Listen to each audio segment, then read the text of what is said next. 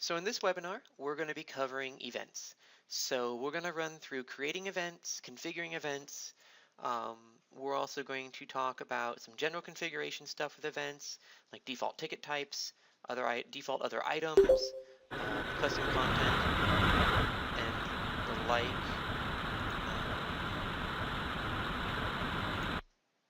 My apologies, Tony, I had to mute you, but if you have any questions, feel free to unmute yourself or use the chat. Um,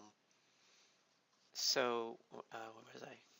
Yes, so we're talking about configuration, setting up events, and we're also going to talk about working with contacts, so adding contacts to an event, so registering them. We'll talk about configuring custom registration forms, waitlist a little bit, stuff like that. We're also going to talk about table hosting and seating. We will not be covering bidder number in this webinar. I will be covering that when the next time I do auctions. So if you're, you'll see it. So you'll see what bidder number is. It's pretty straightforward, but I'll be covering in auction when we do auctions later on, in-depth bidder number and stuff like that, more related to auction. And I'll review again table hosting. So I guess without further ado, let's get started. Let's just start at the dashboard. It's nothing too fancy. So events, dashboard. And this will give you a little bit of an overview about your events, what you have currently going on, or between certain date ranges, and it will also tell you how many of which ticket types have sold, and you can see the attendees for those events. Nothing too fancy, but sometimes it's a nice snapshot. You can take a quick glance at your events that are going on and see how things are going. But a lot of what you'll do is probably from the event list. But one thing I want to talk about is how to set up a couple of things ahead of time. So if we go to events configuration, there's a handful of options here that will make more sense as we go along, but I want to mention beforehand. The first one is this under configuration, events configure is registration type. So this is what you can do. You can actually create registration types here that will be applied to all the events you create. So this is handy if you only have, if you do a lot of work, if most of your events are workshops, for example, and all your workshops are organized the same way, and they all have basically the same ticket types, you can configure them here, and it saves you the step of configuring them later. So this is basically default registration types. And we'll go more into how to actually configure registration types later. So this is just kind of a preview of things to come. Other items, kind of the same concept, but other items are things you sell. So wine glasses, t-shirts, hats, things like that you might sell with a registration. So you can create them individually per event, which is usually what I recommend. But if every event you do sells t-shirts, then you might create it here so that when you create the event, it's already done for you. Okay. And I believe, and then the next thing up is ticket receipt content.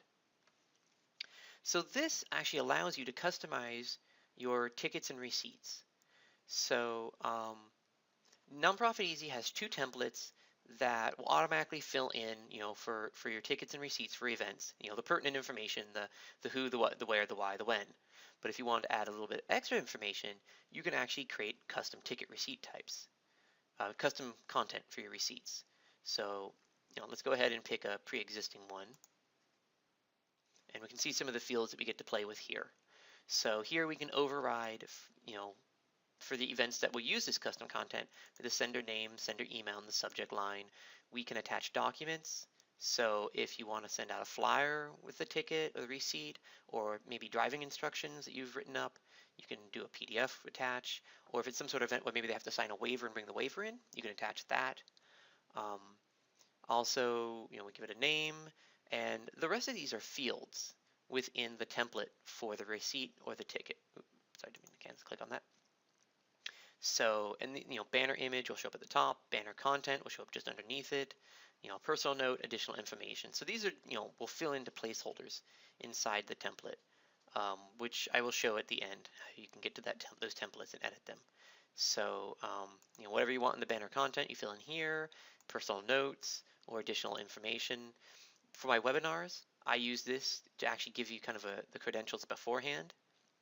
So aside from me emailing them an hour before, you actually should receive as an email when you sign up with additional information with the credentials. And then you get to choose, does this content apply to a receipts or to tickets or both? And you can actually preview them. So that's pretty cool. So if you want to do a little bit of customization, on like per event or a series of events basis, for your tickets and receipt, that's where this comes into play. So it'll fill in those placeholders. So yeah, going back to configuration, search tags. So this is only really applicable if you have a public site integration, either public pages or maybe WordPress plugins. This basically allows people who go to your website to search for events with certain search tags. So you'll apply the search tags per event, but you need to configure them here first. So search tags are broken into categories, and then individual tags within those categories. So chapters, and then what chapters you might have, for example. So chapters is the category, and the individual chapters are the search tags. So you can create those here, and then I'll show you how to apply them later. Okay. So that's just a little bit of extra stuff. A lot of folk don't use these. The one you might most commonly use is search tags if you have an implementation, but I like to make sure that people are aware of these. I won't be covering package events this time because we don't have the time, and what have you. But maybe I'll cover it on a Did You Know in the future, if there's interest. So let's talk about creating events. So we're going to go to events, event list. So that stuff we just covered you may or may not use, but here's where we start getting into the nitty-gritty of what you probably will be using and probably be doing on a day-to-day basis. So here's our event list, events event list. We have 2 event lists, effectively, ignoring the tour events, which we aren't covering today because that's a separate module. So the active events is basically events that have yet to happen. Inactive past events are either events that you've deactivated because maybe you've canceled it, or has come and passed. So most of what you'll do is actually from the active event list. So here, if we want to look at an event, we can just click on the name, and that'll kind of give us like the contact details, the equivalent of the event details page for that event, where we'll do some of our later configuration. Or we can click on edit to edit the nitty-gritty of the event. So the details, the scheduling, and stuff like that. So this is basically stuff you do when you first create an event, which is what we're going to do right now. So let's create an event. So to create an event, we go ahead and we go and click on the Add Event button, nice big plus button that you may have seen elsewhere in Nonprofit Easy. And we'll click on that, and we're going to go to Add Edit Event. So here we go, and we get to start doing the details. Well, the first thing we need to pick is what's the name of our event. So let's call this the Webinar Test Event. Sure. I could type. So here's an example. So we've given our event a name. Next we pick, when does it start? So when does it happen? So it's going to default to basically right now. And we could say, okay, so this event's going to happen this weekend. So it's going to start on the 17th, and it's a one-day event, so it's going to end on the 17th. And it takes place between 5 and 8. So it's a 3-hour evening event. So this would be like a dinner or something. And if you wanted to, if you have a public site, you can hide the start or the end date. I'm not quite sure why you'd want to do that, but the option is there. End date makes maybe some sense. So if it's an event that just kind of happens and starts at a time period and kind of keeps going until everybody's partied out or something, then you might hide it. Totally up to you. But along with that, so this is how you would do maybe a single event, single dinner, single whatever. So we also have the ability to handle repeating events. And we have 2 options for repeating events. We have single event with multiple dates. So this is like a class or a workshop where you sign up once and you attend multiple sessions. So it starts, on the 17th, for example, and it's going to go until our repeat until date. So let's say it's going to repeat for, 2 weeks or something like that. Or it's going to repeat until the 31st. and this is a workshop. Maybe it takes place, every Tuesday, Thursday, Saturday, something like that. Anyway, but you only pay once. So that's single event with multiple dates. So that's your classes, it's a workshops, stuff of that nature. The other option is repeating events. So this one you would use if each event is a separate registration. So this is going to be commonly used with performances. So if you're a theater company, for example, you would use this. So you'd create your, this event would be Pirates of Penzance, and it starts on the 17th and runs for the rest of the month, every night maybe. And so you do, and each night the people pay for that night. So you sign up once, you attend once. So repeating event. So this can be used for your performances. This might work for a workshop where each individual session is separate. So if you do some sort of like drop-in art studio where people can come in and do clay, and you pay for each session separately, they can skip sessions, but each one's considered its own thing. But overall, you'd only want to configure it once. Then that's repeating events, stuff like that. So single event is going to be basically classes and workshops where you pay once and attend multiple times.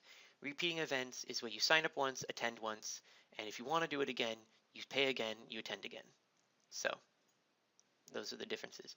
And then here we just say, what are the nuts and bolts of it? How is it repeating?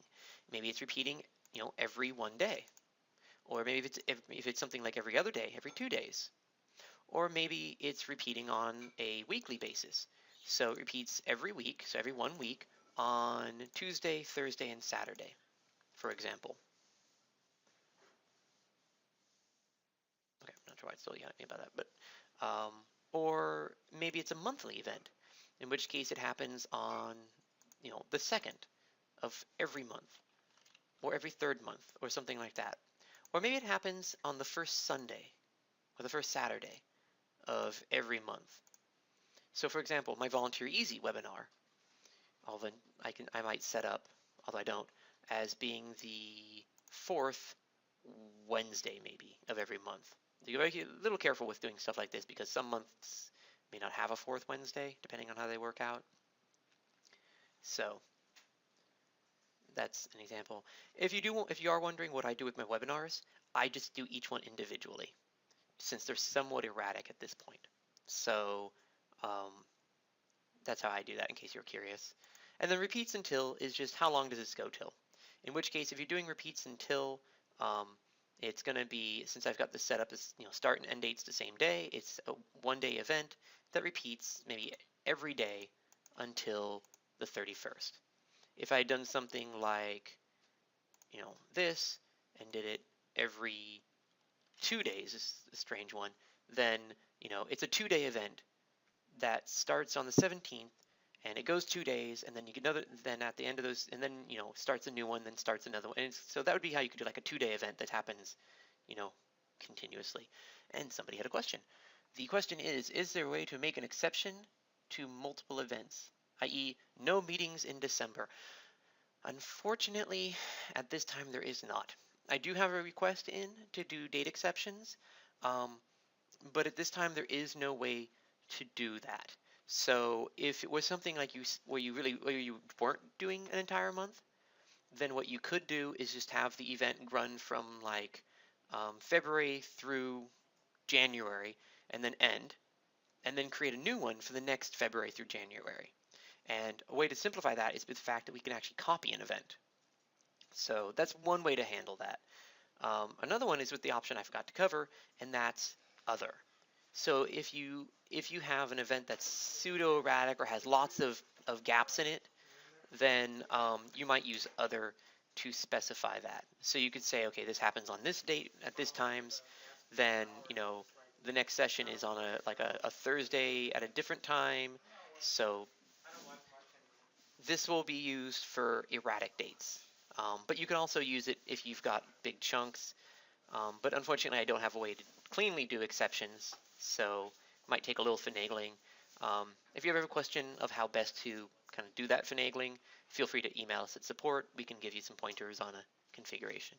And I'll talk about how to copy an event later, because that will be a key to that.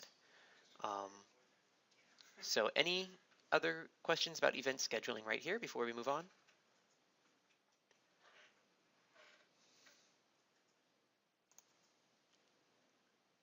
Okay, so that's event scheduling. So that's the overall schedule for the event. Next, we talk about tickets. So this is actually a case of where we have a default ticket type. So I mentioned that earlier. So that's why it's here. So under events configuration, we have a default ticket called Benefit Gala. So someone at some point created that default ticket, and I guess that would be maybe if all the events are all galas, you might have with all the same this one ticket type. Now in this case, that's not actually what I want, so I can go ahead and just remove it. So even if you do use default ticket types for like 90% of your events, those 10% events that don't use it, you can just clear them out. But just keep in mind, you make too many, you have a lot you have to delete, so it can become a hassle. So just use them wisely would be my advice. So okay, let's actually create a ticket type. So under registration ticket type, we go ahead and click the add button, and we start by giving it a name. So let's call this one general admission. Yeah, I spelled it right. And this is going to be the early bird price. So for this ticket, it's a it's going to have a cost. So I could either leave it as free or put it as a cost. And let's say in this case it's $60. And I could set a capacity for this individual ticket type if I wanted to. So I'm only willing to sell 60 early bird tickets, and then that's the max. But we could also set it as an overall capacity, which is probably what I'd recommend, but you can set individual capacities. And the next is registration schedule. So this is where a lot of people can get themselves in a little bit of trouble. So a registration schedule must be set. So if I had done this as an event that started, ended, why is it doing it that way? Oh, because I tinkered with the repeating event, it actually isn't giving me start date. But normally, hold on. Okay, so like I said, we're gonna call this one general admission early bird, and if you sign up early, it's only 60. Okay, so this is what I meant to get to. So starts on and ends on date. That's what I wanted. For non-repeating events, you get start date. Otherwise, it just starts whenever you put it up for repeating events. So these are basically the time frame in which this ticket type is available. So this is separate from the overall event schedule. So the event schedule back here was for the event itself. And this here, registration schedule, is for the tickets. So I could say that these tickets go on sale on maybe the first of this month, and they're only on sale for a week.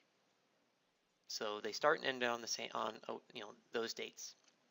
Or I could say that tickets go on sale 60 days beforehand and are no longer available up to 20 days before the event. So if you sign up in this 40-day period, then you get this cheap price. Otherwise, we're going to have to make another ticket type that takes care of the other time period. So you got 40 days to sign up for this time period for this ticket type. Otherwise, the new ticket type will kick in that we haven't created yet, and that'll be the higher price.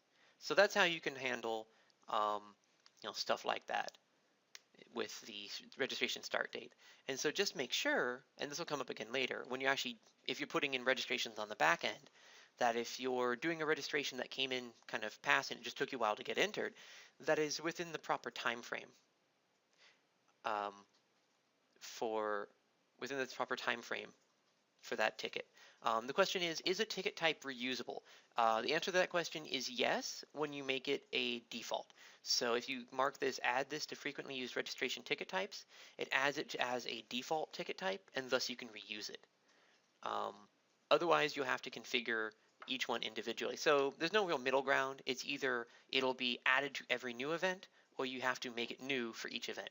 So Just keep that in mind if you do. But if, like I said, you do have an event where all your events are more or less the same and you're going to be using the ticket type over and over and over again, then go ahead and mark it as a default. Okay, so so going back, registration schedule is basically the time frame in which the tickets are available. Okay, and we mentioned capacity. That's for this ticket type, so it basically means that I can sell X many of this type of ticket. So let's talk about advanced options. Kind of skipped around a little bit. Group size is for use when one ticket gets you multiple seats. So if someone can buy a table worth of tickets, worth of attendance in one purchase, then that's a group size. So maybe this is general admission table of 8. So you buy one ticket for 60 bucks and that gets you 8 attendees. So 8 would be your group size. And let's change this to you can purchase it for between 60 and 0 days before the event. So right up to the start of the event. So this is where group size comes in. So you could also, if you're doing like a Valentine's Day event where you buy one ticket and you get a couple's dinner kind of thing or something like that, then group size would be 2. So, or if you're doing a golf foursome, so you're doing a golfing event, where someone pays once and it gets them 4 basically 4 admittances for one purchase of a ticket, then your group size would be 4, and so on and so forth. Allow cancellation. By default, you can always cancel, but if you kind of want to specify that cancellation can only be done up till a certain time before the event, maybe you only allow cancellation up to 2 days before because and thus you can only let people sign up 2 days before. Maybe it's because your caterer can't take any changes after that point. So that's where allow cancellation comes into play, and maybe even modifying your end date for your registration. So they aren't going to necessarily be tied, but in this example here, because I mentioned a caterer, they are tied. Registration details, basically just kind of say what this registration gets you. If you're not doing a public site implementation, this is more for your reference. So if you are doing public site implementation, this shows. Going along with the public site implementation, if you want to hide it from your public site, so basically make it a staff use only registration, then you would use the do not display on public site. Someone had a question. How do you handle tickets at the door with the end date? What you could do is just set it to 0, and now you can sell them at the door. Or I think you can also, if you wanted to be able to sell them like after the event, I haven't tried this. I think you can do like -1, and that'll actually let you sell tickets to up to a day after the event. But that's weird, and you probably don't want to do that. So I would just say 0, and you'll be good. You'll be golden. So as long as this is 0, you can sell tickets at the door. So keep that in mind. Okay. So yeah, public site, if you want to hide it from your public site and make it kind of a staff use only, so this is for complimentary tickets a lot of times. So if your volunteers for certain other events get complimentary tickets to another event, you could call it, volunteer complimentary and make it do not display on public site, and then only you can use it on the back end. Registration requirement is kind of a funny one. It basically says that if someone's buying this ticket, let's set it back to it's a one person. It's just general admission. They are allowed to buy anywhere between 2, say, and 4 tickets in one go. They can't buy a single ticket. They have to buy at least 2. I'm not sure why you'd want to do that, but you could. And then they can only ever buy up to 4. So this has various uses. If it doesn't make sense to you to use it, then just ignore it. But this might be if you're having an event where, maybe you're having a dancing event, and you want to make sure that everybody's got a dancing partner at the event. Otherwise, it's going to be awkward or something like that. I don't know, I'm making it up. Then you might say that, okay, each ticket buys you 1, and you have to buy at least 2 tickets. But you can't hoard it, so you can't buy more than 6 tickets or something like that. Not the greatest example, but that might be an example to use it. Chances are for something like that, you'd probably use group size. But this basically lets you kind of have a little bit of control of how many tickets are sold per registration. Now, if you ever have problems, maybe you're a bigger organization who people are buying and reselling your tickets, and you want to prevent scalping, you might use max size and not let people buy too many in one go. So that's that. So at this point, we've configured our ticket. It's got a name, it's got a cost, we've got a registration schedule. We're not doing too much with advanced options, and we're not setting a capacity. So at this point, we can insert it. So here it is, that ticket type we made. We can create additional ticket types. So if you have maybe like a student versus an adult price, you could make different ticket types for that. If you wanted to do an early bird versus a later registration, then you could do that and make use of the registration schedules, so on and so forth. Though be aware, if you do give different prices like members versus students versus teens or something like that, the system has no way of validating that information. So it's something you'll have to keep an eye on. Most people, I like to think, are honest, but you never know. So just be aware of that fact. We can't validate it. But I've honestly never seen that be a problem to this point, so probably won't be. So as we had with individual tickets having a capacity, we can set an overall capacity for the event. So we could say we can only have 60 people attend this event. This is what I do with my webinars to make sure that I don't go over my 25 user limit, because I can only have 25 people in a webinar at one time. So that's what I use if you're ever curious. So capacity, overall capacity. All right. Is there any questions about event registration tickets or that we just covered?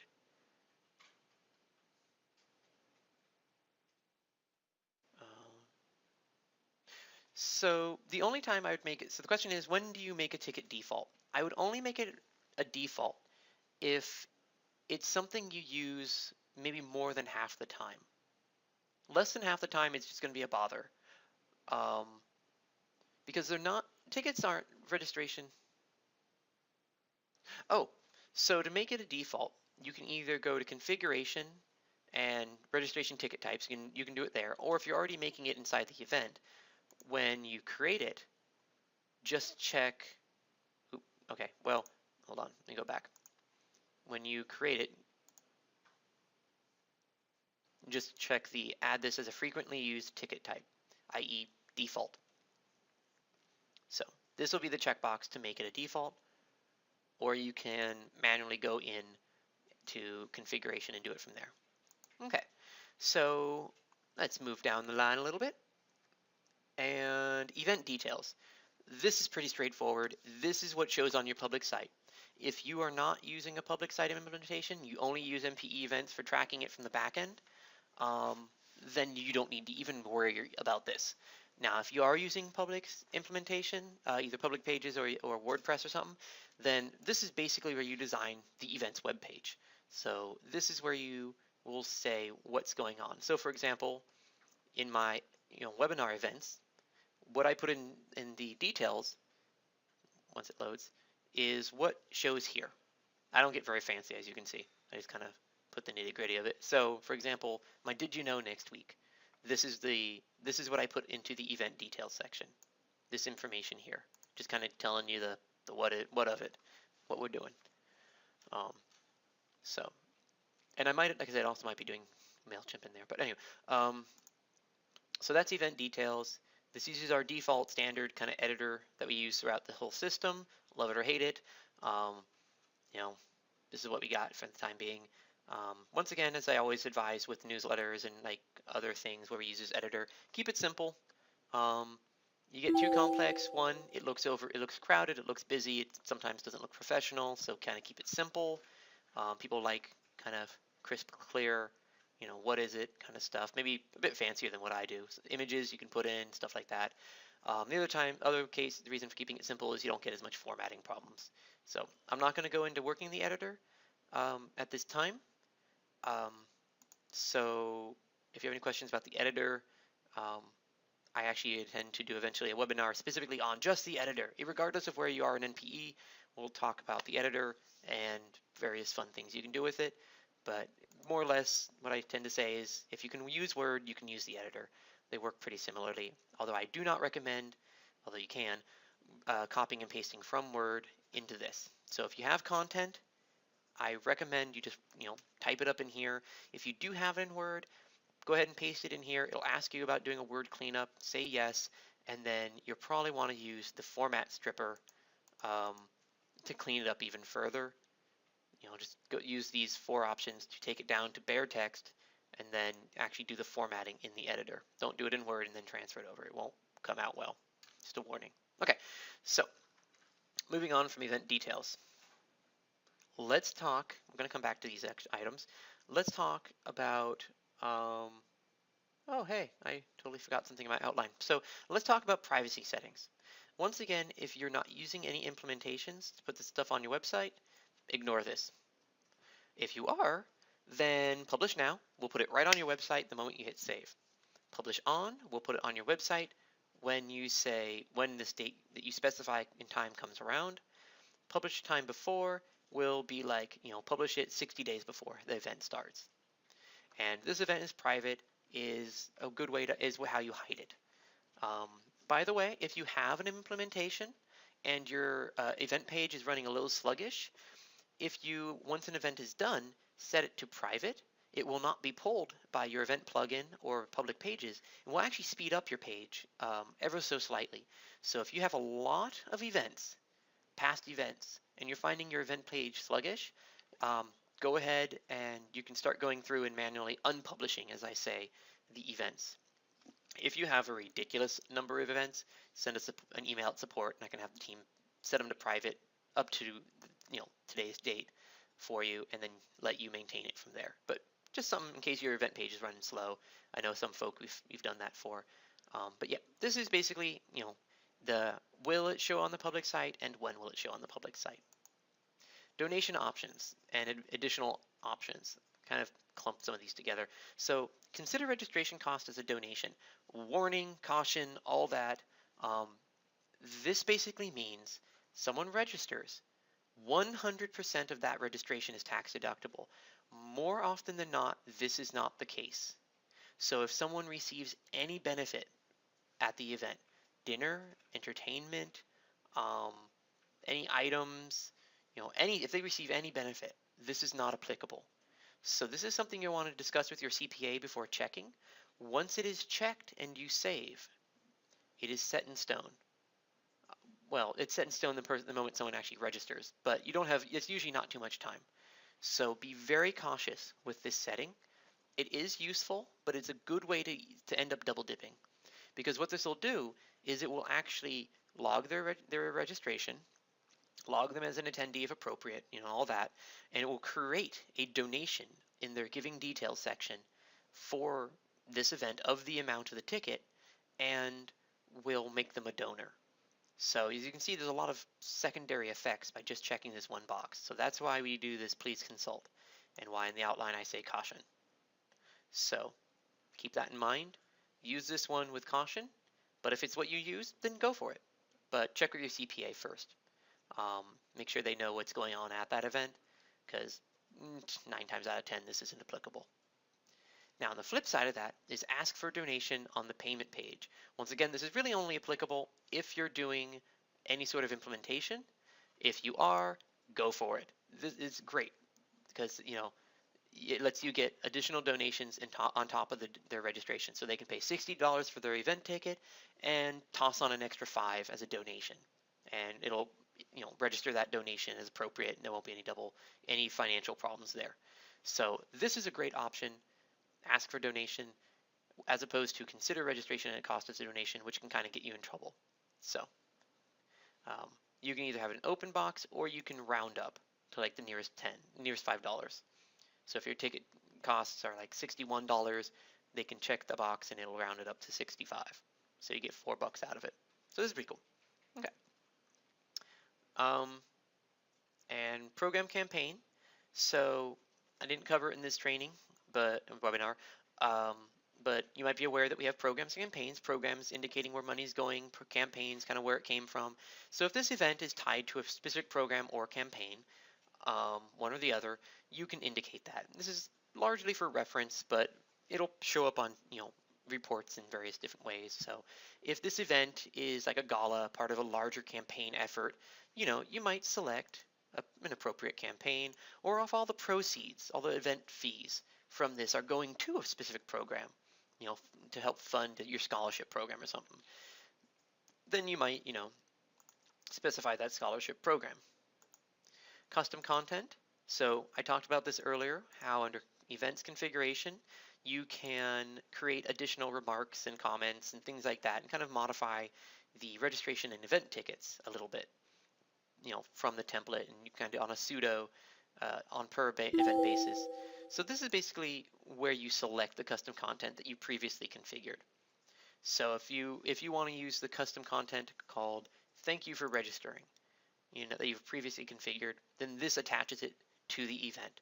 So if depending on how you set up that custom content, it'll be applied to the tickets, to the registration email, confirmation email, or both. So this is how you make that connection. And lastly, account and class name. If you're using financials and you want the registrations from this event to be automatically set to a certain account or class in the financials module, then this is how you can specify what those would be. You can still override them later, but this can save you a little bit of effort. So if your program had an account or class already attached to it, this set here will override what's here. So this will take precedence over what the program account class name may be set for. So any questions about privacy settings, donation options, or additional options before we talk about venues and partner information? Right, this next. Okay, yeah. Okay, so give a second for people to type.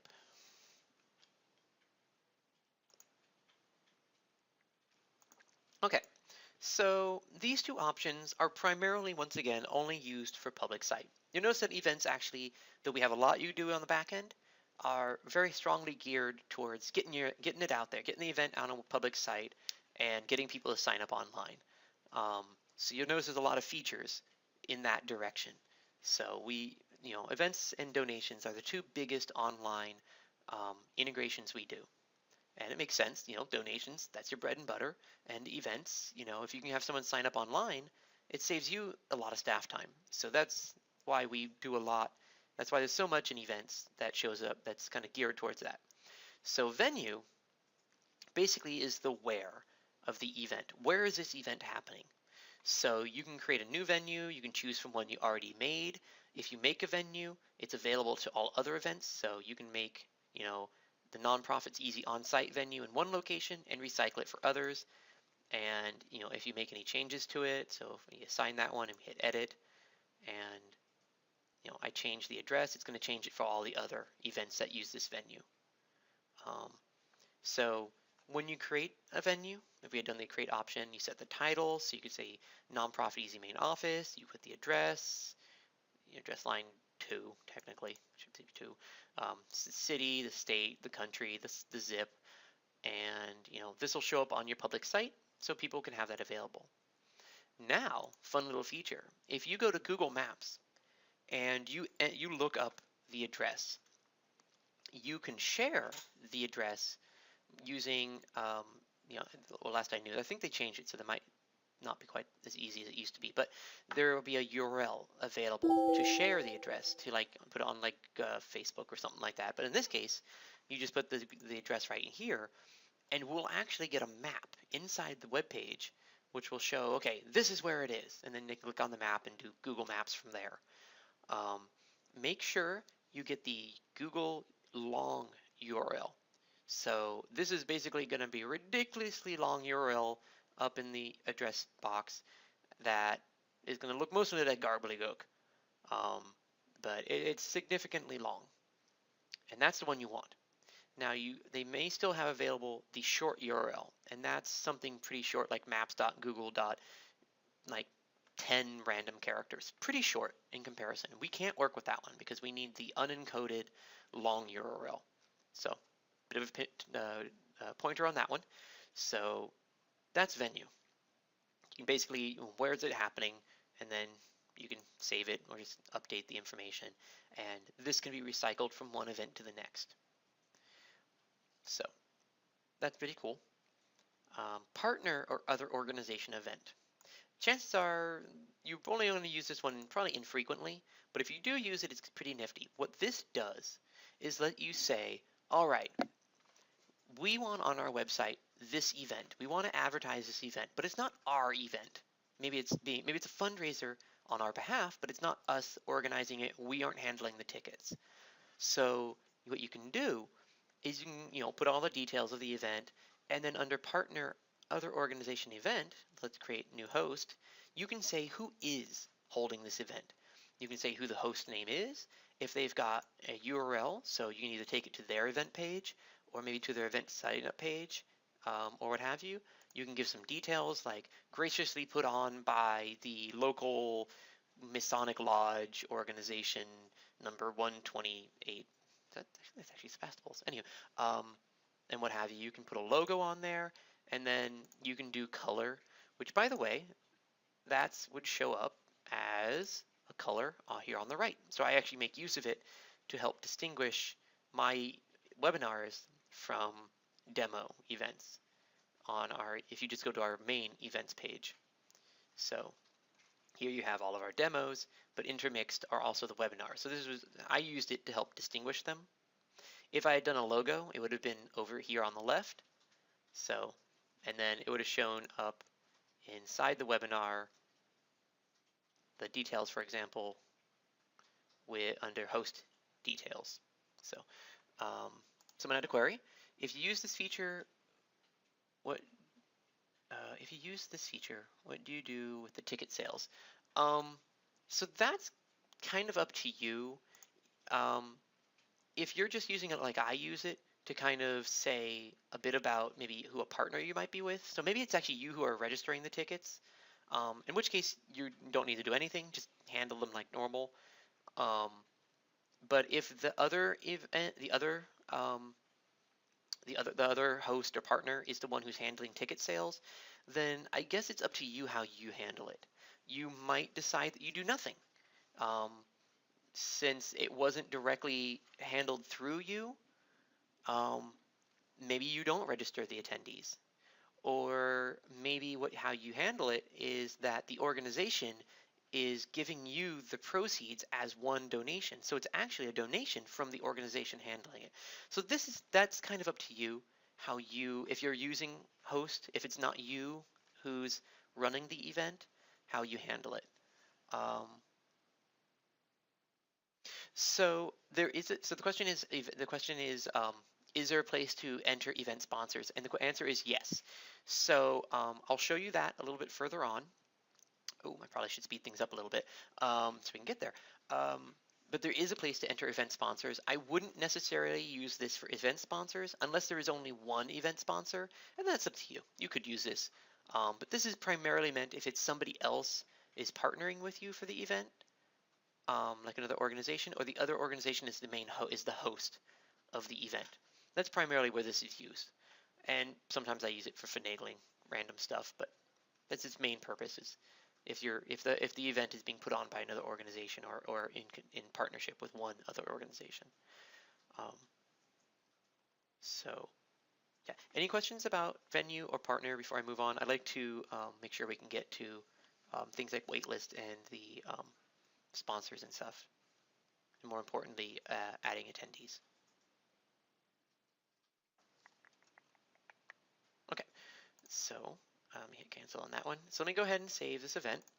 So just hit save, and it's going to take me to the event details page. So this is the same page you get to when you click on the name of an event in your event list. So if you click on the name of the event in the event list, you come here. If you click on edit, you basically get the page we were just on, which is equivalent to hitting edit right here. So one thing I want to mention here, since we're here, is copy. I don't have it in my outline, I need to add it. So if you have a past event that you basically want to copy and kind of redo it and you don't want to have to re-enter everything, just hit copy here. It'll basically copy the event. It won't take the attendees with you, obviously, new event, but it will take the details, the ticket types, and the registration form, which we haven't covered yet, other items, stuff like that, associated search tags. So that's a good way if you have an event that repeats relatively frequently, but each one is kind of handled differently, then you can use the copy. This is what I use for my webinars. When it comes around to setting up the next webinar, I just find the old one, copy it, set it up for the new one, so forth. So yeah, this page gives us some details about the event itself, the why, the name. If you're using public pages, it gives you the URL, so you can do a quick link to it. If you don't use public pages, you won't have this. And some details about the ticket sales, stuff like that. Okay, so let's talk about configuring the event. And I want to brush through this kind of quickly so we can get to adding attendees, because I know we're running a bit late. So first things first is waitlist. You may not use this. If you do, though, this will be handy. So the first thing we do is we set it up. So we go to waitlist, and we set it to on. And then we do some configuration. So depending on how you set up your tickets, you may have more options in this. Especially specifically if you put capacities on your individual tickets. So what this basically says, what sets off the waitlist? And most often you're going to use the activate waitlist on all registration types sell out. So all registration types sell out, the waitlist activates. So one thing to note here, and this is weird, I admit, but what will cause this to activate is when the total number of sold tickets equals the capacity. This does not take into account canceled. I know that seems really weird, but I'll go through why that's going to make a little bit more sense later. So just keep that in mind, that the waitlist triggers when the total number of tickets sold is equal to the capacity, irregardless of cancels. Okay, so the reason, I'll explain it now. The reason we did it this way is part of the problem of automating a waitlist. Waitlists are a very, very individualistic per event and per circumstance kind of situation. So if you're, for example, let's say this, you hit capacity, you cancel one ticket. You don't want the system automatically opening back up. So that's why we go by the total sold. That's a shorthand of the explanation. It's a little more complicated than that, but it's basically because we want to make sure that you have control of who basically can sign up once the waitlist triggers. If you have no cancellations, you don't have to worry about that. If you have a lot of cancellations, things can get a little strange. But this comes into the whole thing about automation versus manual for waitlists, which we'll go even more deeply into when we talk about how to actually use the waitlist itself. So just kind of tossing that out there, that it kind of ties in with that. I probably didn't explain that very well, but hopefully that was sufficient. But yeah, just keep that in mind. The waitlist will trigger when there's been a total sale of tickets equal to the capacity, irregardless of cancels. Okay. Moving on. So this is our trigger. Next is the capacity for the waitlist itself. So maybe you want to set a total capacity of 10. So you don't want too many people to get their hopes up because maybe you don't get a lot of cancellations. So waitlist capacity. When you tell someone that a spot is available and they can now register, how long do they have to register?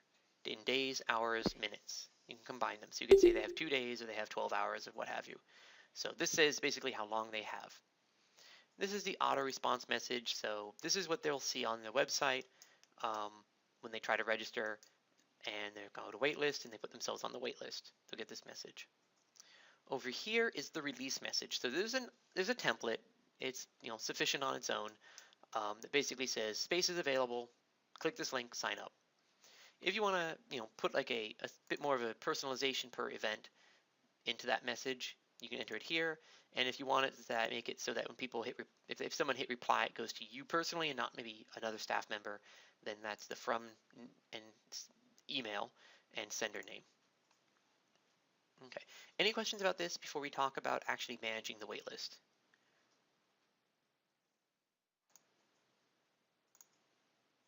Okay, so let's talk about the actual managing of the waitlist. So once the waitlist is triggered, people will start showing up in the waitlist. So waitlist is triggered, people are starting adding themselves to the waitlist. So you'll see their names here. You'll see when they tried to register, and was it where was it online, was it offline, stuff like that. So this is once again a manual process. You can hear that there's actually a lot of manual process with waitlists, and this is because we cannot automate how we handle a waitlist. And here's the example I like to give as our proof of concept on this one. So let's say you have two people attempted to register. Person number one wants one ticket. No, excuse me. Person number one wants two tickets. Person number two wants one ticket. Okay, you now have two registrations in your wait list. The first one for two, the second one for one. Now you have a cancellation for a single spot. What do you do? So this is a decision you have to make, and so this is where a computer fails. Because does the computer does the computer hold out for another ticket to cancel so they can give it to the first person on the list? Or does it assume we probably won't get any more cancellations? Let's give it to the one person we know absolutely can make use of that cancellation. So the second person who only asked for one ticket. So we can't automate that. So that's up to you. That's a human decision. Do you want to, your events, you know whether or not you might get a lot of cancellations. So do you decide to hold out, or do you decide to just give it to the person you know you have space for? So that's why we don't automate this process. So that's where the whole automation versus manual commentary is in my outline, and why waitlists can be a little strange in their pseudo-automated, it triggers automatically, but from that point forward, it's completely manual. So we can help you out, but it's still going to require that you keep an eye on your events and manage them properly. So when you want to send the email to someone saying they can register, you have some openings, you simply check the name or names you want to send it to. This is take action, you hit go, it'll send an email, they'll click on the link, they'll be able to register, and that's all automatic. If you want to manually add someone to the waitlist, you can. And if you want to email everybody on the waitlist, say, hi everybody, so we haven't had any cancellations, I just wanted to let you know that the waitlist is being, at this point, the chance you won't be able to get into the event, whatever you want to say. Okay, so that's waitlist in a nutshell. Any questions before we move on to configure registration forms? Right, that's next. Yes. Which, by the way, is a cool feature, so I'm excited to get to it. Okay, so waitlist, by the way, is mostly meant for public site, but you can, like you see, use it on the back end. So you don't have to be integrated for this. Okay, configure registration form. This is also another feature which is primarily used on the front end, so an integrated website, but can be used on the back end. So what this lets you do is it lets you customize the attendee registration form. So this isn't the customization of the registration person's information, so who's paying. This is where you get to customize what is being asked of each attendee. This is really cool for asking custom questions. So we have all these basic fields, which will fill in a contact record within Nonprofit Easy, especially if you put in an email address, which we'll talk a little bit more about this. So basically, this is what it defaults to: name, address, email, phone number. So per attendee, each one will be asked these questions, or the registrant will be asked to fill in these questions. So as you can see, you can click on them and we can modify them a little bit, especially with things like you can make a field required, or in the case of email, we can make it unique. So let's talk about email for a moment here, because this is a very important field on this page. So Nonprofit Easy, as you may know, uses email as a unique identifier. So no two people in the system can have the same email. So what's that mean here? This means if I, for example, put in an email address here when I fill out my form for Eric Metzler at nonprofiteasy.com, and that email it doesn't exist, I will get a contact record created in Nonprofit Easy and the email will be added. No problems there. We move on. If that email address already exists, no contact record is created. However, we do link the registration to that registration, that event attendee, to that pre-existing record. So if I put in Eric Metzler here, nonprofiteasy.com, when I'm on the website filling it out, it goes back, it says that email exists, it will link that record to this attendee. Now that's cool. It's going to prevent duplication. It's going to, kind of manage things for you a little bit. Awesome. Word of warning here. People do weird things with email. Very emphatically, they do weird things. So a lot of times, this is, you'll see people either not put an email, which I guess is not that bad, and that'll create a duplicate. So you might end up with 2 John Smith, one with an email, one not. Or they put someone else's email. So they're registering themselves, but they put their wife's email. And so what that'll do is the attendee will, the email's to the wife, so it links the attendee to the wife and basically replaces it with the wife. So we have been working on fixing that up, and especially with public pages, it becomes a lot less frequent. But just putting that out there, people do strange things. Most commonly, people will put their email for their children. And so instead of registering their child, they end up registering themselves. So, or they'll be registering 2 attendees, and they will put the same email for both, and so now they've registered John Smith twice as an attendee. So, word of warning, you can remove email, you'll get duplicates. If you include email, you don't necessarily need to make it required, but make it unique. This solves the case of where people will put them, one email for 2 different people and thus register them twice. So it's kind of a pick your battles on this one. Some people prefer having duplicates and cleaning them up. Some people rather not have to deal with duplicates and just clean up attendee registrations as needed. So up to you what you pick. The question was date of birth and gender available fields? I believe they are. Gender is right here, and birthday is the cake. So all these fields will update inside Nonprofit Easy, pretty cool. But what I really wanted to talk about was the custom fields. So we have all those predefined fields which will update their records in Nonprofit Easy. Now we also have custom fields which won't update their record in Nonprofit Easy, but let you ask questions, specific to your event. So you can ask things like, what do you want for dinner? Or have you attended one of these events before? Or what have you.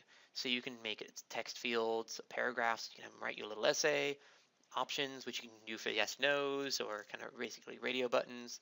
We can do a drop down, we can do checkboxes, and we can use section break, which is a good way to add notes, like little paragraphs of your own. So, going to move on. Any questions about configuring registration form? It's pretty straightforward. Just click on what you want to add. Already in there. And it adds it in. You can delete it, modify it, what have you. Okay, so that's registration forms. Advanced search tags. Okay, answer that question. Remember I mentioned under configuration you can create the search tags. This is where you apply them to the event. So you just pick the category, check the tags you want, hit associate, it adds them, you're good to go. This is one of the few places where it saves as you go. So at this point, nothing further needed. We're going to come back to attendees and check-in attendees.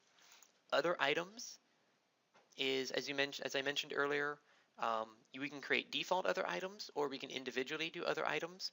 Other items are things you can sell along with or individually actually now, a registration. So someone can buy their ticket and they can buy a shirt along with the ticket. So that's where other items are. You go ahead and hit add, and you give it a name, give it a description, give it a price, the unit, so it could be like $10 per shirt, and then some images of it. So other items is pretty useful. So they can be sold along with the registration, or they can be sold separately, individually. That's a new feature, by the way. Okay. Okay, we're gonna swing around back to here a little bit later on, right? Table assignment. Okay, yeah. So we're gonna come back to table assignment after we do attendees. So other stuff If you want to attach images, so basically if you had images from a previous session of the event, you can basically make albums where people can look at like pictures from previous events. Sponsors, this is to answer, I think it was Kim's question, where you can create sponsors for the event. So we go ahead and we hit add, and we just kind of say what the sponsor's name, what their URL is, what their category level is. You can create your own category levels. I'm like if they're a level 1 sponsor versus a level 2, I don't know, maybe there's different financial levels, so you can set those up. And then their logo. And these will show on your public site, and I think they show up on the bottom and they just kind of scroll through. And people can click on the logos to go to the URLs. So this is how you'll do sponsors, as opposed to the partner host information. So I mean, now if you only have one sponsor, go ahead and use partner host. There's nothing against it.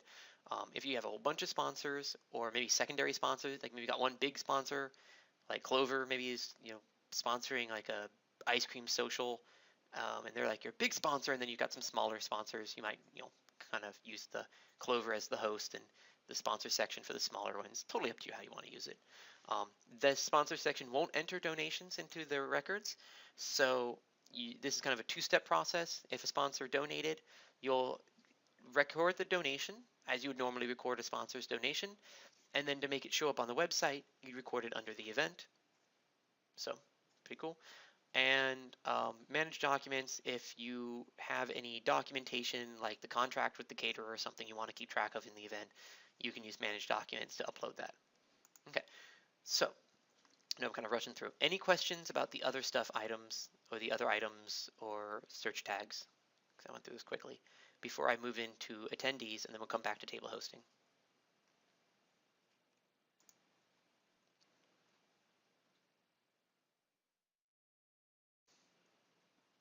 Okay, so let's talk about attendees. So if your attendees are signing up online, nothing you got to do here. Now, if people are sending you checks, then you got to add them in on the back end. So let's do that. So we click on the event's name, we go to attendees, add attendees. And this process moving forward is pretty similar to what the person sees on the website. A little different, but pretty similar. So first step, when did they register? So this needs to match into the registration details of whatever tickets you buy. So if the tickets ended 2 days before the event, and you're trying to enter in this the day of the event, you're going to get an error. So for example, it'll say something like registration date must be before, or something like it's the registration date error. If you get that on this page, that means that this date is not appropriate for the booking start and end date for the tickets you're trying to use. So if you're back entering, so if it's past the event and you're trying to record registrations from before the event, you're going to want to make sure you get registration date to match when you actually receive the payment, back when it was applicable. So registration date, then you pick which tickets you want and how many. So maybe I just want one. And if you want to, you can do a price override. Maybe you made a special deal with this person, so you're giving it to them for $50. You can do it. Go for it. And then if they have any other items they're purchasing, so we can add on a $10 summary test, whatever that is. So here we said how many tickets, how many other items, when are they registering? Cool. All right. Now we hit continue, and now we talk about the who of it all. So that was the what. And the how, I guess, no, not the how. That was the what. That was the what and the how many, I guess you'd say. Anyway, now we talk about the who. So first thing first, who registered them? Who paid? So you're, as the staff member, are the booking by person. That's handled for you. It'll just log your user account. The registration by is who paid. So we can add. It can be an organization. It could be an individual. We can do a new contact, whatever, or an existing contact, or a new organization or new individual. So let's just pick an existing contact, and let's use Abby Normal. So please note though, while organizations can be the registrant, they cannot be the attendee at this time. So while an organization can pay for their employees to go, the organization itself cannot be the attendee. Normally that's not a problem, but we have had some requests to change that, and I don't know the current status on that, but maybe someday attendees can also be organizations, but for the time being, only registrants. Anywho, going back, talking too fast, and here we go. So registration by is the person who paid, and it defaults the first attendee to be the registrant. If you don't want that, you can just hit change. Otherwise, it fills it in for you, so usually a registrant is also an attendee. And if there was other attendees, you'd fill them in as appropriate. So as you can see here, this is actually that registration form we were playing with. I didn't actually save any changes, so there's nothing too fancy going on here. But so if we had questions like, dinner preference, we could actually fill those in. So, okay, so we did the registration by and the attendee. So now we have the what and the how many. We have the who, and now we have the how did they pay. So at this point, we check out and process. Now, if we were paying for this event ticket with other event tickets or maybe with a donation, we would add to cart and then do the next registration, add to cart, and then do checkout and process, which I'm not going to cover here. But that's how you can do someone who maybe is paying for an event and another event in the same check. So, but in this case, they're paying at the same time. So we have our registrant, we have our attendee, checkout and process. So now we say, did they pay? So maybe they haven't sent you the money yet. Maybe they phoned it in and you said, okay, well, I'll take your registration, I'll put you in, and then we'll let you pay later. But in this case, they paid now. Do they have a discount code? And which I'm not going to cover today how discount codes work, but they're under configuration, which I should probably put on a webinar soon. How did they pay? So was it a check? Check number. If they're paying by credit card, maybe they phoned in the credit card, you could use the Process CC Now option. But let's go back to just check. Put in the check number. How much did they pay? So maybe they gave you a partial payment. And when did you process the payment? So the registration date on that first step was when they registered. So when they, when they promised you to pay you. And date of payment is when you processed the payment. So they may have given you the check on the 10th, so that's the registration date, but the payment date might not be until the 13th, and so that helps you reconcile it to your bank. And then process. So, and then we can email or print the receipt or ticket. And at this point, we can go next booking and do it again, or we could just go add attendees. So, any questions about the adding of attendees before we move on to kind of editing and working with them a little bit, and then move into table hosting and really briefly talk about reporting? Y'all being so quiet always makes me nervous. Feel free to ask questions or type them up. I'm totally cool with it. Okay. Well, I do have events pretty well tutorialized. Is that a word? It is now. On our support site. So if you do want to review any of what I covered today, good portion of it is on there, and the registration process, including some of the pitfalls that I've mentioned, will be there. So feel free to check out the tutorials. So okay, so let's talk about working with attendees and registrations. So we have two lists: the registration list, the attendee list. The registration list will look at the registrations as a whole. So it will be sorted by date initially based on who paid. So that's the registration by. So it'll say the registration by information, the payment information, and the individual attendees in that registration. So we can actually do everything we need to from there. Or we can go to the attendee list, which will just show us the attendees by just a long list of the attendees. So we're going to talk about them both, but let's start with the registration list, because this is a lot of where you do the nitty-gritty of working with an event and its attendees. So here we have one registration. We'd have more if we had more. So this is what I meant. Like I said, tells us the nitty-gritty of the registration, how is it paid, check number, booking source, booking by, so sets it to me automatically, who registered, how much was it any discounts, how much they have paid, what they got left, and what attendees they have, other items they purchased with it, and we could change who the attendee was, we could cancel individual tickets, we could cancel individual other items, We can send them their registration ticket. We can edit the registration, so I can click on edit, and we can change who the registration by was person. We can modify the payment history in here. If they hadn't fully paid and they gave us the remainder, there'd be a pay due amount option as well in here that you could check and put the rest of the payment in. So if someone's only made a partial payment so far, this is the screen where you can pay off the rest of it, or you can also do it from the financial section in their contact record. You can change the registration date, and so yeah, this is where you can edit the registration information itself. Or like I mentioned, you can also edit the attendee. So you can change their ticket type, you can change who it was, you can change the questions, the answers, what have you. This is also where we can cancel the ticket, the entire registration. So we can cancel individual items or cancel it in total. So I can cancel it, I can say when it was canceled, I can make a note, and I can say that we issued a refund. If you don't check this here, you can still come back later to issue the refund. But this is where you can indicate that you did in fact issue a refund. So a word of note about this. If you're using Bluefin or one of our older depreciated payment gateways, this won't actually move money. This is simply your way of telling Nonprofit Easy that money was refunded or will be refunded. But from Nonprofit's point of view, it was.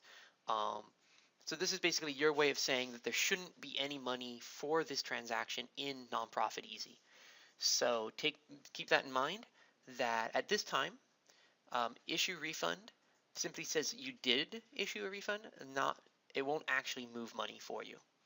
So maybe in the future, I think that's on the drawing board to get that, if we can, integrated with Bluefin, but it's as a matter of doing with, it requires that they actually have the APIs, which I'm not sure if they do. And then credit payment amount, yes, no. This can get you in a little bit of trouble. It's part of the new credit debit feature that some of you may have found, some of you have come to love or hate, depending on if it's causing problems. Basically, it's going to default to yes. It's going to default to no, leave it at no. Setting it to yes basically means that I'm canceling this registration. There was a mistake. However, the money should be credited towards their account. So I'm canceling it, I'm keeping their money, but let's go ahead and allow them to use this money for something later. So maybe we don't allow, basically it's store credit if you've done any retail. So maybe you allow organization some sort of credit. So if you cancel an event, I can't pay you back, but you can use the money you paid me towards something else. Maybe a membership, maybe you can choose to donate it back to us. So you can use it for a donation. It's kind of weird, but you could. Or another event.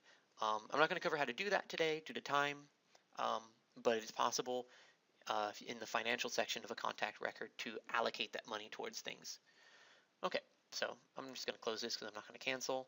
And then more has things like we can add an additional attendee, we can add an additional other item, or we can look at the payment history for this registration. Whew. Okay, the other thing we can do from this page is we can email all registrants. So this basically says, okay, thank you for paying, but we've canceled the event. Stuff like that. So this will contact this person. It will not contact the attendees if they're different people. So any question about editing registrations before we talk about the attendee list, which will be brief because it's kind of the same stuff, but similar. Eric, yes. Eric, this is Kim. Hey, Kim. I was going to type it and you got too long. Hi. Can you go back to that last one where you said more? I was thinking about the when you said a company. Yeah, when you said a company could pay for the ticket, is this where, say, for example, ABC company paid for the ticket? Could we add their attendees there? So, yes. Yes and no. So that's what we would do. So okay. While you can't make ABC company itself an attendee, right? If they paid what they paid for. Yeah, you can say that they paid. So you could have done that in the when you did add attendees. But if, say, for example, someone at the organization did the registration under their name, you could then change with edit from Abby Normal to ABC Corporation. And if ABC Corporation said, oh, go ahead and tack on 2 more people, you could use more add attendees and add 2 more employees. Okay. So yeah. Okay. Okay. So we could add them either place. Say that again? I said, so we can add them either place. Yes, absolutely. Chances, Okay. I mean, I would encourage doing start here, but this is, if you have to add more in later, totally, you're good to go. Yeah. Okay. Thanks. No problem.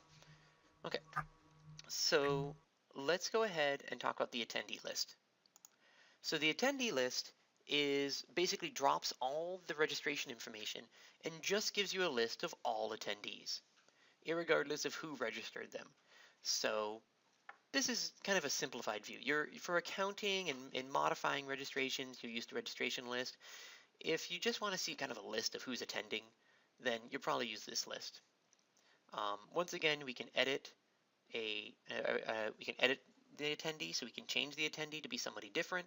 We can change their answers to certain questions, so on and so forth. We can also cancel their individual ticket, which will get reflected in the registration, or we can reprint the ticket if we wanted to, and so on and so forth. Two other important things we can do here. Once again, we can email all the attendees. So this is the feature I use with the webinars. When I send you that email an hour beforehand with the credentials, I basically come here and go send email. I used to do the registrant, but there was a problem with that. I can't remember what it was. Because sometimes people would register multiple people at their organization, so I had to use this one.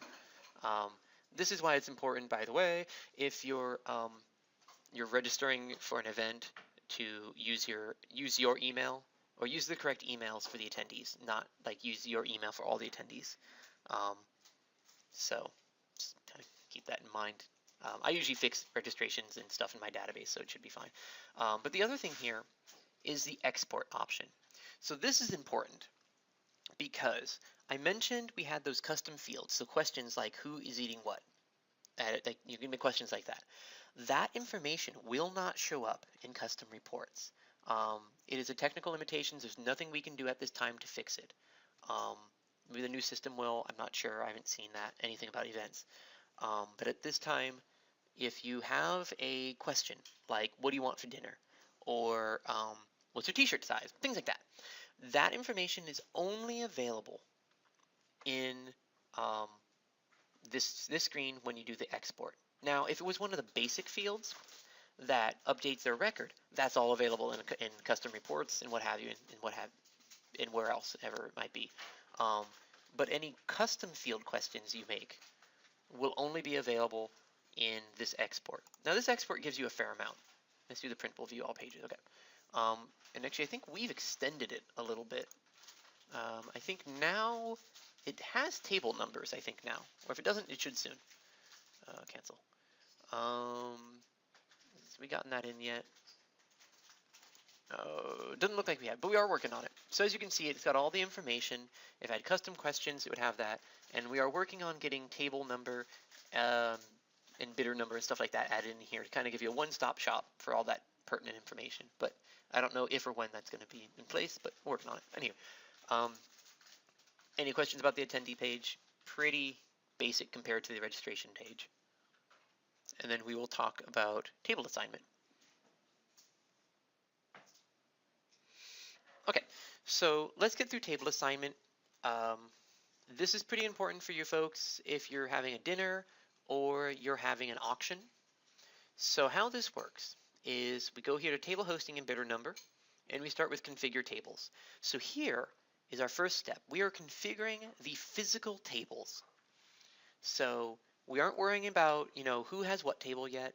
We aren't worrying about even yet, what the names of the tables are. We are talking solely about what the physical tables in that room will be. So this is where we will say, hit add, I have, say, X many round tables that can fit certain Y number of people. So I'm going to say that I'm configuring the round tables. Each one can hold 8 people, and I have 10 of those tables. Save and close. And what this is going to do is we'll create you 10 round tables. If you're wondering why 10 comes before 2, it's because 1 comes before 2, and it's actually not sorting these numerically, it's sorting them alphabetically. And so Yeah, it's kind of weird, but I'm getting it so that we're going to put trailing zeros before the ones so it'll just work properly. But you're going to change this in a minute. So here we have our physical tables. We've created 8 of them. And now we can start worrying about table numbers and table names, and we can even edit the sizes per table. So I can come to table 1, and now, I've created my physical tables, and I'm like, okay, table 1 is actually going to be table 1, table number 1. And this is going to be the Redwood Credit Union sponsored table. Save and close. So now it's Redwood Credit Union's table, table number 1.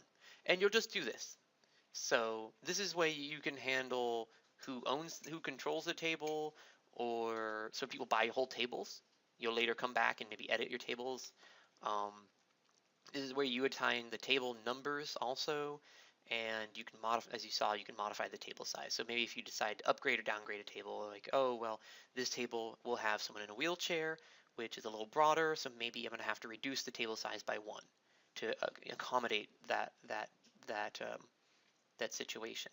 Or, whatever, maybe someone's got a baby, and I don't know, that say babies take up more space. I don't know, because of high chairs or something, or I don't know, making stuff up. But, that's what you can do here.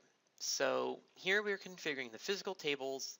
If I need to add more tables, just do the same process. You can add table at a time, and then you can come back later and edit the names and the table numbers. So any questions here about the actual physical configuration of the tables before we move on to table assignment and hosts and such?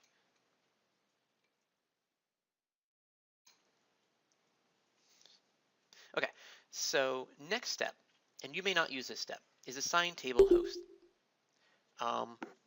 So a table host, as I understand it, okay, have a good day, Jessica. Table host, as I understand it, is usually a board member, maybe a staff member, who is responsible for making sure that the people at that table donate, or making sure that they're taken care of. So that's, I think, the initial intended use for table host.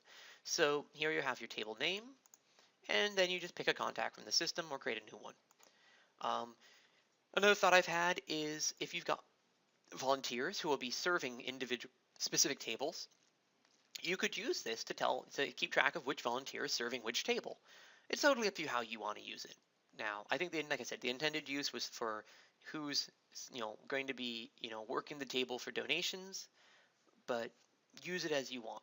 So that's table host. Basically lets you attach a contact to a table for purposes of either soliciting donations or being the person responsible for that table in some way, usually a staff or volunteer. So that's table host. And so, which brings us to table assignment. So configure table and table assignment are the 2 big steps in this whole process. This is where we actually say who will be sitting at what table. So it's pretty fun too. This is another case of where things save as you go.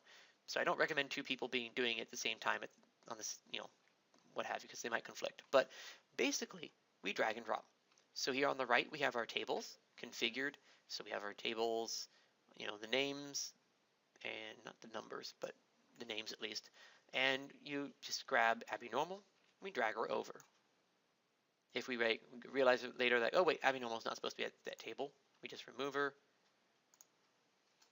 Abby Normal is supposed to be at table 10, along with the rest of her party. So we can actually grab the entire registration, in this case it's 1 person, and just drag and drop it.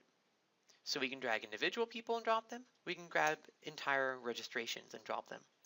And it's that simple. Drag and drop into the correct table. It's saved for you. And so now, if you run a report, like a custom report, we can get table numbers, or we can go to the table chart. And it'll actually say at this table, who's at that table and some information. And I believe guest chart also will say who's at what table. So, any questions about table assignment? Any step in here? Oh, I didn't mention it, but the stationery tab lets you print up tent cards. Pretty cool. So, and it'll tell you the right product. So you pick the how you want it to be shown and organized. I know, I always forget about it, but it's a really cool feature. But if you're assigning individual seats, if you want, um, you can use this to print up the cards and distribute them at the table so people can go and find their seat. So pretty cool. We'll ignore this one because that has to do with bidder numbers. So okay. So yeah, any questions about table assignment before we wrap up with a little bit of reporting, and then do the end of webinar wrap up?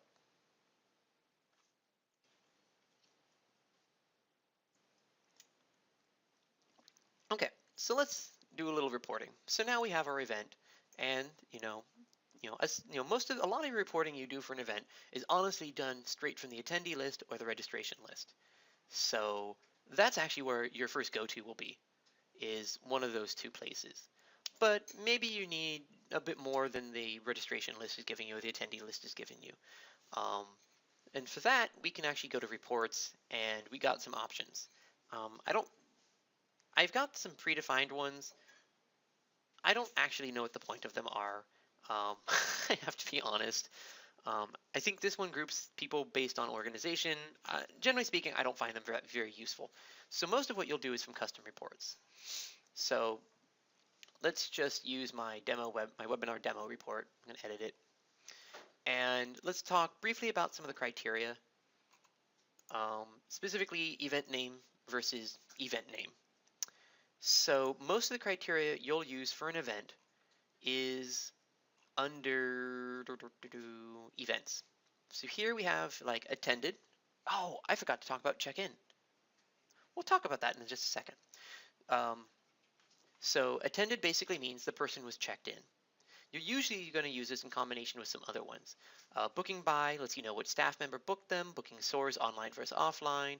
Did they use a discount code? You can search by all the you can search for attendees to events based on end dates. So you could say, I want to know everybody who attended an event that ended in this time frame or started in that time frame. An important one is event name though. Event name lets me go, I want to see everyone who attended this event. So event name is something.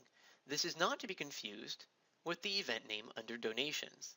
So they're exactly the same. So if I click on it, you don't know which one it is, do you, at first glance? So be careful there. Event name refers to donations. So if you enter a donation and attach that donation to an event, it's going to have an event name which you'll search against. Event name here is actually looking at registrations and attendees. So be careful there. And the rest of this is pretty straightforward. Start date, payment information, ticket types. RSVP, RSVP basically means that you added them to in the event. While attended means that you checked them in, which I accidentally skipped, so we'll come back on. And RSVPs canceled basically means they canceled. So you could do event name, canceled, and get a list of all your canceled people. And then status is the current status of the event, active versus inactive, which I kind of didn't talk about. But when an event goes past its end date, it will be set to inactive, or if you cancel an event, you can set it to private, basically taking it off your website, and then set it to inactive. So useful criteria. So let's use event name is, and I do see there's a question, so I'll get to it in a second. And what did I call it? Web bin. Oh, backspace is such a troublesome key. What did I call it?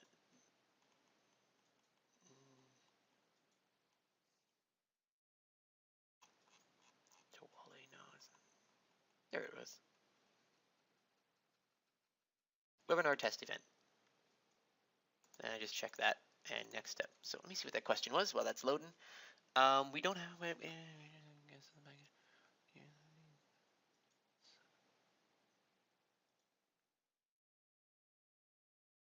It is entirely. So the question is, we don't have web integration. We register guests on the back end by our volunteers after the date using the sign-in sheets, so that we have a record of who came to our event. Cool, or free event in this case. Do I have to check them in or just leave them as registered? That is entirely up to you. by minimum, you're going to register them. If you actually want to say that yes, they did attend, as opposed to they simply said they were going to attend, then you can check them in. A lot of people don't use check-in. They just assume that the person showed up and they don't care. Now, if you're just registering people who did attend, well then I wouldn't bother with check-in unless you want to. If you're registering people beforehand, and it matters whether or not they attended after the fact, then you could do check-in. So second part of reporting is the report view. So I hope that made sense for you. And we have the event report. This is the most likely one you're going to use. You might use individual if you just want a list of people, but I like this one better. There's two views, attendee, which basically gives you an attendee list, or registrant view, which gives you a registration list. So attendee view would be like something you give to the teacher or the event coordinator. Registration list is something you might give to your accountant. And attendee view is going to give you the information about the attendee, like what ticket they were and stuff like that. Registration view is going to tell you things like how many attendees were in this registration, what was the total cost of it, things like that. So registrant view is something you might use for your accountant. Attendee view is probably what you're going to use for like the teacher or the coordinator. This also includes table number, bidder number, table name, bidder number, seat number. So those would be handy. So you can make you can have a seating chart that way as well. As mentioned though, the custom fields, like what did you want for dinner, we cannot include those in this view, sadly. Maybe in the future, but we'll have to design from the ground up to take that into account, as I understand. And the rest of this is reports as normal. You can have this include, if you have tours, you can make it not include tours, and the rest of this is reports as normal. So, kind of, and I won't go too much into that from there, because I've already I do a separate webinar for reporting. So let me quickly talk about check-in, and then we'll be done. I accidentally skipped this. So let's just do the awesome auction. They are awesome, aren't they? So if you want to check someone in, just go to the, click on the name of the event, go to check-in, and just check in. That simple. Basically, you're just saying that they did attend. And you can just go down the list. If it was a multi-person party, you can say how many of them attended. So we also include bidder number here for reference, so you could use this as a check-in screen, but we also done some other, but I'm not going to go into that because that's auction. So that's also check-in. So that's everything I got for events. Whew, took a while, I know.